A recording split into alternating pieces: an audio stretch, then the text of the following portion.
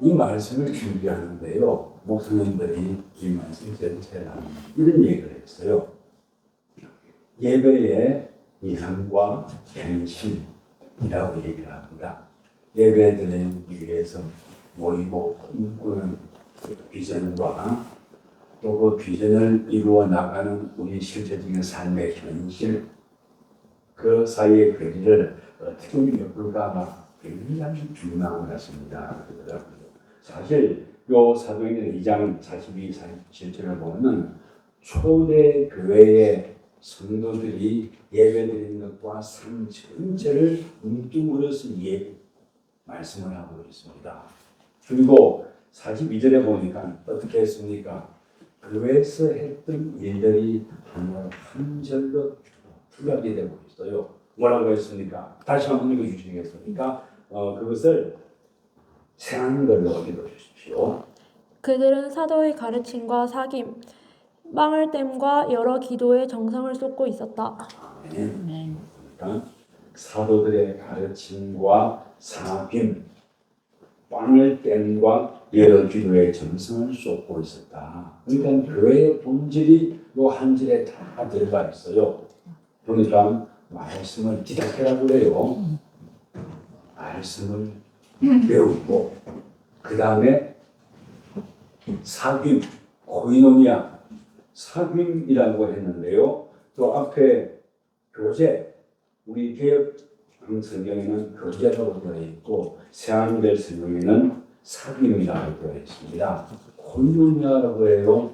서로의 삶이 나누고 그 삶이 나누는 거기서 끝나는 것이 아니라 이 삶 속에 주님께서 어떻게 임재하실지 기대하는 것과 또 임재하심에 대해서 서로 나누는 것이 이 사귐 속에는 들어 있습니다.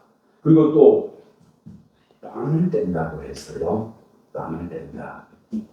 이 빵을 떼는 이것이 신약 성경에 보면 꼭 두 군데서 나와요. 엠마오 내려가다가 예수님께서 다가오셨고 그분과 함께 떡을 떼고 교제를 나누었던 그것이 누가복음에 기록되어 있습니다. 지난주 나누었던 은혜죠. 그러니까 성경 전체에 떡을 뗀다는 말씀은요, 이 사도행전 이 부분과 누가복음 이 부분에 나타나요.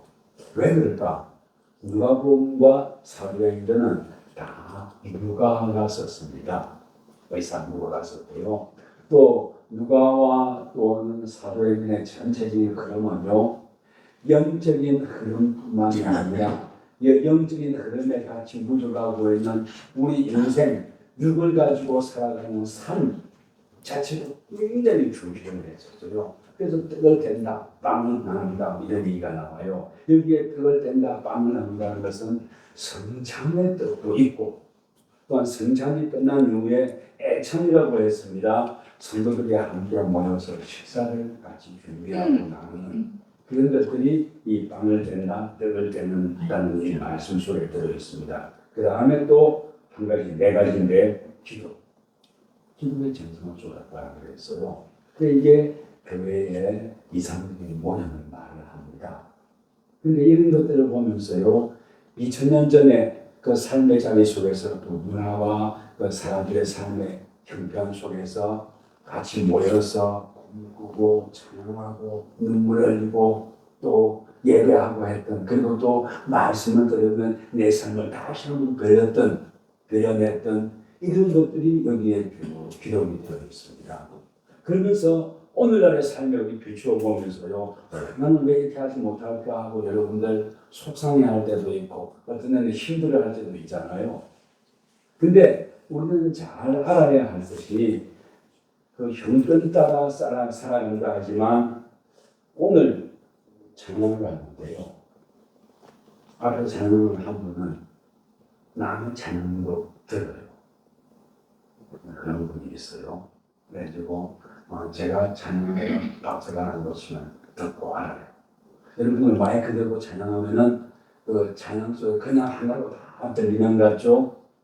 근데 들어보면요, 한 사람 두 사람 그 자리에서 부르는 소리가 스피커를 통해서 나오지만 그 위치가 들려요. 그렇습니다. 그리고 어떤 분이 한 박자를 나가가지고 스스로가 무안해하는지 또 어떤 분이 다른 분이 찬양하는 걸 듣고 저분이 저기서 놓쳤구나 하고 하는 이런 리액션이 보입니다. 그건 어떨 때 보이는 겁니까? 서로 공감하고 함께 찬양하는 게 들린다? 예, 들린다는 것도 좋아요. 보인다는 것도 좋아요. 공감을 하니까. 그래, 이 교제라는 것은요, 서로 남과 가르침을 받아 서로 교제한다는 것은 서로가 서로의 마음을 알아낸다는 거예요. 형편이 저마다 저런 삶의 자리 속에 있는데 그때 모를 수도 있고 모르지 못할 수도 있어요.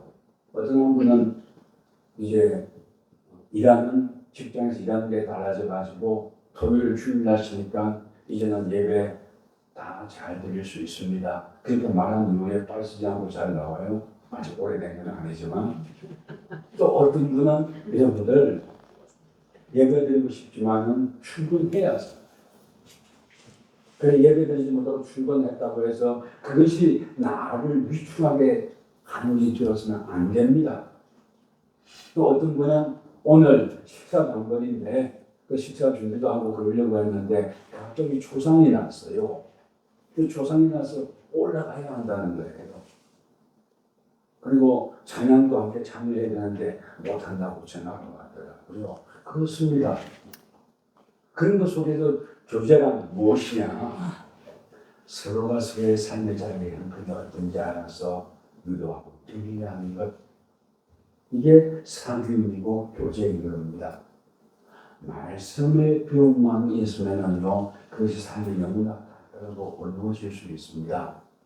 그 속에서 성도들의 교제, 서로의 형편을 알고 서로 알아줄 수 있는 것, 이게 교제인 거예요. 그래서 교회에는요, 말씀을 배우고 그 말씀 따라 살아가기를 꿈꾸는 내 삶을 배려는 이것도 굉장히 중요하며 또한 동시에 교제가 살아있어 가지고요 서로의 삶의 형편이 서로의 삶의 자리가 어떤지 알고 서로가 서로에게 위로가 되고 서로가 서로에게 격려가 될 수 있는 이런 교제가 필요했다는 겁니다. 여러분들 오늘 사도행전 2장 이것이 선포될 때 삶의 자리가 어땠는지 압니까? 예수님이 부활 승천했다 하지만 사실 예수님은 로마 제국과 또 유대교의 그 사람들과 또 대제사장들 때문에 죽임당한 분이 예수님이었습니다. 또 부활 승천했다고 하지만은요 아직도 예수를 믿는 사람들을 죽이려고 이렇게 하고 있는 그런 삶의 자리입니다. 그런 삶의 자리 속에서 예수의 이름으로 모인다는 것은 굉장히 위험을 자초하는 일이었어요. 에도 불구하고 자 읽어주실랍니까? 46절 읽으십시오. 날마다 마음을 같이하여 성전에 모이기를 힘쓰고 집에서 떡을 떼며 기쁨과 순전한 마음으로 음식을 먹고. 아멘. 날마다 뭐라고요? 마음을 같이했다. 마음을 같이한다는 게 회개가 된다는 건 아닙니다. 마음을 같이하는 건 뭡니까? 서로의 형편과 주어진 삶의 자리가 어떤지 안다는 뜻이에요. 그리고 그분이 어떤 사람이 성전에 마음을 갖춰야 성전에 모이기 힘썼다 할 때 성전에 모이기를 힘쓴다는 게 뭡니까? 힘쓰긴 하지만 그 자리에 가지 못할 수도 있는 사람이 있다는 뜻이에요. 그러니까 힘을 쓴다는 겁니다. 그리고 또한 그 자리에 모이지 못했다고 해서 그 사람이 축복의 자리에서 제외되는 것이 아니라는 것이 성전에 모이기를 힘썼다는 말씀 속에 들어있는 거예요. 오늘날은 참 성전에 모이기 힘쓰는 것이 쉽지 않은 때입니다. 왜냐하면 여러분들 2000년 전에 이때 이 사람들의 삶의 자리나 직업이나 이런 것들이 다종다양하지 않았을 때예요. 그렇지 않습니까? 그러니까 내가 마음 먹으면은 시간을 얼마든지 뗄 수 있었을 거예요. 그러나 2026년 여러분과 제가 오늘 살아가는 걸 보면요. 오늘 찬양하겠다고 해서 어제부터 연습하고 모인 사람들을 보면요. 그 사람들의 직종이 같은 사람이 한 사람도 없어요. 한 사람도 없어요. 어떤 집사님은 이번 주는 제가 찬양하는데 시간이 되어 주실 것 같습니다. 제가 맡겨야까지 뭔지를 알려주시고 앞으로 올려주시면 제가 연습해서 가겠습니다. 이렇게 말해서 그 주일날 오늘 세례통합 찬양회에 참여할 수 있는 사람이 있었고 또 당연히 세례통합 찬양회니까 내가 들으러 가야지 가서 찬양해야지 마음 먹었지만은 이 자리에 오지 못하시는 분도 있습니다. 그걸 두고 변수라고 합니다. 우리 인생의 변수가 얼마나 많은지 몰라요. 근데 그 인생의 변수가 많음에도 불구하고 서로 모여 교제하고 떡을 떼고 사귄다는 것은 서로의 형편을 알고 이해해 준다는 것이 크기에 들어있는 거예요. 여러분들, 우리가 함께 모여 꿈을 꾸고 예배하고 찬양하지만요, 여러분들 예배를 드린다고 함에도 불구하고 거기에는 사랑이 빠진 예배가 있을 수도 있습니다. 그걸 두고 우리는 꽐라리라고 그래요. 예배와 모임과 꿈꾸는 것과 직장에서 섬기고 수고하는 그 모든 것 위에 서로 사귐이 있고 사랑이 있어 그 형편을 알고 이해하고 격려. 이 자리에 나온다고 했지만 여러분들 알바를 한다고 할 때는 알바를 뛴다고 그래요. 그리고 그 앞에 알바를 뛸 때 그 앞에 또 하나 붙는 게 있어요. 알바를 두탕 뛴다고 합니다. 네, 알바를 두탕 뛰고 그리고 오는 사람도 있어요. 그리고 또 내가 알바 두탕 뛰고 거기서 그냥 강편하게 홀가분한 마음으로 예배로 올 수 있으면 딱 좋은데 그렇지 않고 또 자식을 또 끌고 와야 하는 사람도 있어요. 있지 않습니까? 그리고 다 마음이 하나가 되어서 같이 서로가 서로 이해하고 알아서 해주면 좋은데 그러지 못하는 집도 있지 않습니까? 그렇지 않습니까? 그렇더라고요. 그래서 그런 거에 대해서 사귐과 교제가 있어가지고 서로 격려하고 하는 걸 두고 사귐, 교제라고 합니다. 교회가요, 이런 사귐과 이런 교제 굉장히 중요합니다. 모여가지고 그냥 자식 자랑하고 누가 어쨌다 그런 것이 아니라 서로의 불편을 이해하고 품어주고 그건 또 가정에서도 마찬가지입니다. 형편을 알고 도와주고 품고 엄마는 엄마, 나는 나, 아버지는 아버지, 나는 나가 아니라 서로가 이해하고 그래서 그 삶을 살아가고 섬기고 살아갈 때 내가 그 뒤에서 끄는 존재가 아니라 격려하고 위로하는 존재 되어주면 좋겠다는 거예요. 이걸 두고 성숙이라고 합니다. 이걸 두고 인간들이 성숙인 동시에 이걸 두고 믿음의 성숙이라고 합니다. 믿음의 성숙 보면 서로 교제한다는 겁니다. 또 뭐라고 했습니까? 떡을 뗀다고 그랬어요. 떡을 뗀다. 여러분들 떡을 떼는 것 중에 전에 하나 더 말한다면 세상의 모든 어머니와 아버지는 나만 내 가진 영혼을 생각하고 살아갈 수 있다는 그런 행복한 거예요. 근데 자식이 나랑 다르고 여러 가지 걸리는 것들이 많잖아요. 그래서 그런 역할을 더 감당해야 할 때도 있습니다. 그래서 어떨 때는요, 그 사람이 짜증스러울 수도 있어요. 그러나 그까지도 주님께 올려놓고 감당하는 거죠. 그리고 또 그런 짜증스럽고 힘들지만 때가 되고 하나님께서 사람을 장애를 주었고 성숙하게 만들어가지고 부모를 아름다운하고 기쁘게 행복하게 만들어줄 수 있는 그런 자리로 자녀들이 나아가더라고요. 그래서 우리는 그걸 보고 살아가는 거예요. 그리고 그럴 때까지 기다려 줄 아는 것, 이것도 교제, 사귐 속에 들어있습니다. 사귐이 성도와의 사귐도 있지만 자녀와의 사귐도 있어요. 또 사귐이요, 찬양할 때 사귐이 있어요. 아까 말씀드렸잖아요. 어떤 앞으로 찬양하는 분은 내가 자기만 찬양하고 막 하는 것이 아니라 남의 찬양하는 소리까지 들어요.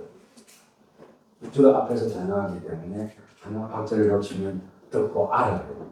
그래서 듣고 알아가지고 잘못했다 그것이 아니라 그런 소리를 관계가 알아요. 그렇지 않습니까? 그래서 서로 교제 삶이 주어져 가는 거예요. 또 뭐가 있습니까? 뒤에 이제 다음 건 넘어가 볼까요? 땀을 뗀다는 게 있어요.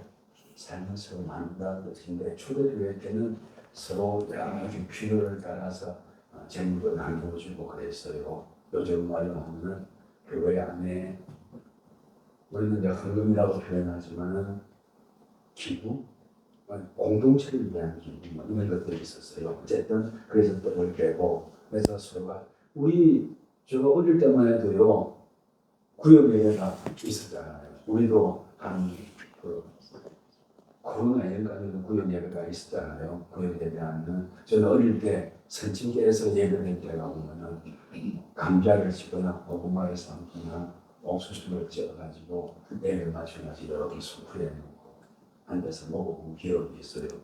집사님은 그런 기억이 있습니까? 있으시구나. 반갑습니다. 네. 그렇죠? 그런 기억이 있어요.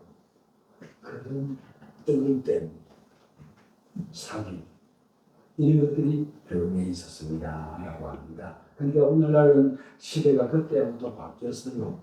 그때 그 경향은 그것이 모두가 아니라 오늘날 이 시대에 우리의 뜨거운 땐과 사귐은 어떤 형식으로 달라져야 할까? 이게 이런가 제 어떤 기도 제목인 거예요.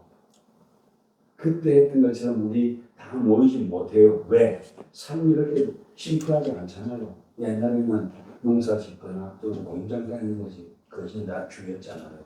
오늘날 산소도 들어가야 되고 주탕도 뛰어야 되고 여러 가지 해야 되고 많잖아요. 그럴 때 어떻게 사귀고 어떻게 떡을 같이 뺄까 이 방식도 아마 달랐을 거예요. 본질은 사랑이고 본질은 위로고 본질은 복음이에요. 그 본질이 있으면서 어떻게 그 본질을 감싸고 이 시대의 문화 속에서 사랑을 서로 확인하고 서로 위로하고 격려하고 나아갈 수 있을까? 이거 우리의 숙제가 되어야 될 것입니다. 그 얘기를 하고 있는데요. 또 볼까요? 오로지 기도하고 여기 개혁 개정에는 오로지 기도하기는 힘씁니다. 이렇게 사실이 되어 있는데 새한글 보면은요 42절 다시 한번 읽어주시겠습니까? 새한글 42절에요. 그들은 사도들의 가르침과 사귐, 빵을 땜과 여러 기도의 정성을 쏟고 있었다. 네. 여러 기도의 정성을 쏟고 있었다. 여러 기도. 이 여러 기도라는 것은 기도의 제목이 많았다는 뜻입니다. 2000년 전이지만 사람이 복잡하고 기도할 것도 많았다는 뜻입니다. 그리고 아마 기도할 때 오늘날의 말로 하면 기도 제목이라면은 주님께서 가르치신 기도가 있을 것이고요. 또 마라나타 주여 어서 오시옵소서. 주님 빨리 오십시오 하는 기도가 여기에 포함되어 있었고요. 또 기도에는 지금 이 순간 내가 삶을 살아가고 있는데 나에게 주어진 고된 과제가 있습니다. 잘 감당하게 해주십시오 하는 것도 이 기도에 포함되어 있을 겁니다. 또 이 기도에는 교회 공동체가 주님의 뜻을 널리 전하는데 교회 공동체가 쓰이게 해달라고 하는 것도 들어있을 거예요. 우리도 기도는 그렇지 않습니다. 오늘날은 교회 공동체가 득이 되고 그래야 되는데 너무 예수 믿고 팬하고 잘 먹고 잘 사는 데 이렇게 가가지고요. 득이 되지 못하는 것도 가끔씩 있어요. 그런 일이 있다 할지라도 또는 내가 주어진 삶이 너무나 각박하고 힘들어서 내가 힘을 한번 떨쳐보기 힘들 때도 있어요. 근데 그것마저도 주님께 의뢰한다는 것이 기도한다는 것을 들어있습니다. 주님을 바라보는 거예요. 그래서 이렇게 할 때 기도도 기분이나 직관이 아니라 하나님의 능력과 진리를 따르기 위한 기도를 할 때 교회가 확장되어 간다고 얘기를 합니다. 그래서 하나 되어 모이기를 힘썼고 근데 여러분들 모이기를 힘쓰다는 건 굉장히 중요해요. 그래서 기계적으로 모이라는 게 절대 아닙니다. 서로 위로하고 격려할 수 있는 이런 삶을 가지고 나아가는 것. 그것이 인간의 어떤 대중의 모임이 아니라 그 속에 예수 그리스도가 중심이 되어가지고 주님 앞에 나아가는 것. 이걸 두고 하나되어 모임을 힘쓴다고 표현합니다. 그렇게 했더니 세상에서도 칭찬받았다고 그래요. 그럴까요? 47절을 새 한글로 읽어주십시오. 그들은 하나님을 찬양했으며 온 백성의 마음에 들었다. 주님이 날마다 그곳에 구원받는 사람을 더해 주셨다. 아멘. 그들은 하나님을 찬양했다. 그리고 온 백성의 마음에 들었다라고 새 한글을 읽었는데 개혁 개정에는 온 백성에게 칭송을 받으니라고 했어요. 온 백성의 칭송을 받는다는 게 뭡니까? 여러분들 예수님께서 다 칭송을 받는 건 아니에요. 근데 이때는 성령께서 교회를 세우고 그러기 때문에 아마 칭송받게 하셨던 것 같아요. 또 교회가 막 시작되는 태동기였으니까. 근데 태동기니까 주님이 날마다 그곳에 구원받는 사람을 대해주셨다고 했거든요. 그래서 우리도 일꾼뿐을 나가는 거예요. 아멘. 그리고 온 백성의 마음을 든다는 것은요, 그 예수의 이름으로 모인 사람들이 이기적이지 않냐고 자기를 헌신하게 열고 단순하고 남을 존중하며 그럼에도 불구하고 그 속에 예수 그리스도의 복음을 향하는 굳센 믿음이 있었기 때문에 그분들의 삶이 존경을 받아가는 겁니다. 오늘날에는 예수 믿는 사람들이 참 존중받기 힘든 세상이 되어버렸어요. 그러나 여러분과 제가 주님을 바라보고 매주 말씀을 기도하며 나아갈 때 주님이 날마다 독자로 구원받는 사람을 대해주셨다. 이런 결과가 오늘날에도 있습니다. 여러분의 삶에도 이런 은혜의 순간이 있습니다. 그 얘기를 지금 사도행전 2장을 통해서 우리에게 보여줍니다. 이제 말씀을 맺을게요. 주님을 바라보고 살아가는 교회 공동체 성도들은요, 세상의 주시를 받습니다. 예수 믿는 사람들이기 때문에, 깃발을 들고 가는 사람들이기 때문에, 깃발 들고 가는 여러분과 저는요, 말씀의 배움과 또 교제와 위로와 격려주고 교제와 또 서로 마음을 떼고 나누는 것과 기도에 힘을 다해 보십시다. 아멘. 이거 굉장히 중요합니다. 그리고 이렇게 하며 살아갈 때 그 다음은 모든 것은 다 주님께서 책임지십니다. 아멘. 우리의 교신을 감당하며 주님께서 책임질 것을 믿으며 매 순간순간 자기 앞에 생을 그리스도인답게 살아가는 여러분과 제가 되기를 주의 이름으로 축원합니다. 아멘.